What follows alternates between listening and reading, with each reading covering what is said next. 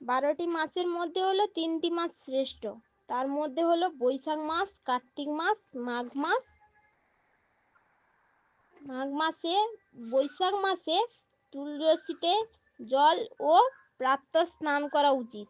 শাস্ত্রে বলা হয়েছে যে এই বৈশাখ মাসে সমস্ত তীর্থ জলে বাস ও বিরাজমান করেন। তাই এর জন্য তীর্থে যাওয়া বা গঙ্গা স্নান করা বা ব্রহ্ম মুহূর্তে স্নান করা উচিত। যদি এই সব স্থানে কোথাও না যেতে পারলে পুকুরে 3বার গঙ্গা গঙ্গা গঙ্গা বলে জলে ডুব দিলে গঙ্গা স্নানের ফল লাভ করা যায়। এই বৈশাখ মাসে তুলসীতে জল দান, শালগ্রামে জল দান করা উচিত। এই বৈশাখ মাসে বেশি করে জপ, ভগবানের আরতি, হরিনাম সংকীর্তন করা উচিত।